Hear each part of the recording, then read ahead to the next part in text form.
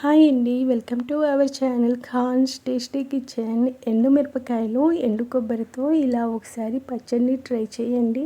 ఈ పచ్చడి టేస్ట్ మాత్రం చాలా బాగుంటుంది. ఈ పచ్చడిని సింపుల్గా టేస్టీగా ఎలా చేయాలో ఈ వీడియోలో అయితే చూసేద్దాము. ముందుగా అయితే స్టవ్ పై కడాయి పెట్టుకొని కడాయి కొంచెం హీట్ అయిన తర్వాత ఆయిల్ని అయితే వేస్తున్నాను. ఆయిల్ హీట్ అయిన తర్వాత ఎండుమిరపకాయలను అయితే ఇలా కట్ చేసుకొని అయితే వేసేసుకుంటున్నాను. మేము స్పైసీ కొంచెం ఎక్కువగా తింటాం కాబట్టి ఎండుమిరపకాయలని కొంచెం ఎక్కువగానే వేసుకున్నాను. మీరైతే మీ స్పైసీకి తగినట్లు ఎండుమిరపకాయలని అయితే వేసుకోండి. ఇలా ఎండుమిరపకాయలని వేసుకున్న తర్వాత ఇలా కలుపుకుంటూ ఇలా కొంచెం కలర్ చేంజ్ అయిన తర్వాత ఈ ఎండుమిరపకాయలని అయితే ఇలా ఒక బౌల్లోకి అయితే వేసేసుకుంటున్నాను.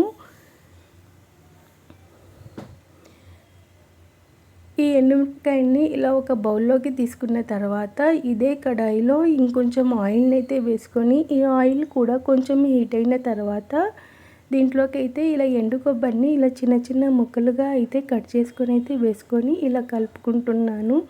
ఈ ఎండు కొబ్బరిని అయితే మనం స్టవ్కి దగ్గరగానే ఉండి ఇలా కలుపుకుంటూ దోరగా ఎర్రగా ఫ్రై చేసుకోవాలి. ఈ ఎండు కొబ్బరి అనేది కొంచెమైనా మాడిందా పచ్చడి అనేది చేదుగా ఉంటుంది. అందుకని మనం స్టవ్ దగ్గరే ఉండి ఇలా కలుపుకుంటూ కొంచెం దోరగా ఫ్రై చేసుకోవాలి.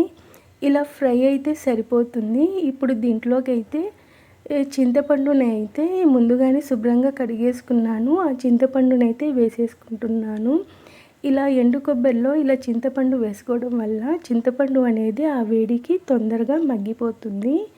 ఇప్పుడైతే స్టవ్ని అయితే ఆఫ్ చేసేసుకుంటున్నాను. ఇప్పుడైతే ఈ ఎండు కొబ్బరి చింతపండునైతే ఇలా ఒక బౌల్లోకి అయితే తీసేసుకుంటున్నాను. ఇప్పుడు ఈ ఎండు కొబ్బరి ఈ ఎండుమిరపకాయలు కొంచెం చల్లపడిన తర్వాత వీటిని అయితే మనం మిక్సీ అయితే పట్టేసుకుందాము. ఇప్పుడు ఇలా ఒక మిక్సీ జార్ని తీసుకొని ఈ మిక్సీ జార్లోకి అయితే ఈ ఎండుమిరపకాయలను అయితే వేసేసుకుంటున్నాను. ఇలా ఎండుమిరపకాయలని వేసుకున్న తర్వాత దీంట్లోకి అయితే మనం ఫ్రై చేసి పెట్టుకున్న ఎండు కొబ్బరి చింతపండునైతే వేస్తున్నాను. ఇప్పుడు దీంట్లో నీళ్ళు అనేది వేయకూడదు. నీళ్ళు వేయకుండా ఈ ఎండు కొబ్బరి ఈ ఎండుమిరపకాయలను అయితే మనం గ్రైండ్ అయితే చేసుకోవాలి. ఇలా మెత్తగా గ్రైండ్ అయితే చేసుకోవాలి. మనం ముందుగానే నీళ్ళు అయితే వేసామంటే ఈ ఎండు కొబ్బరి అనేది మెత్తగా గ్రైండ్ అవ్వదు. అందుకని నేనైతే ముందుగా నీళ్ళు అయితే వేయలేదు. ఇప్పుడు దీంట్లోకి అయితే వెల్లుల్లిపాయలని వేసుకొని రుచికి తగినంత సాల్ట్ని అయితే వేసుకొని ఇప్పుడు దీంట్లోకి కొంచెం వాటర్ని అయితే వేసుకొని ఇలా గ్రైండ్ అయితే చేసుకోవాలి. ఈ పచ్చడి ఇలా గట్టిగా ఉంటేనే ఈ పచ్చడి టేస్ట్ అనేది చాలా బాగుంటుంది. ఈ పచ్చడి పల్చగా ఉంటే మాత్రం టేస్ట్ అస్సలు బాగోదు. ఇప్పుడు ఈ పచ్చడిని అయితే మనము వేడి వేడి అన్నంలో వేసుకొని తిందాము.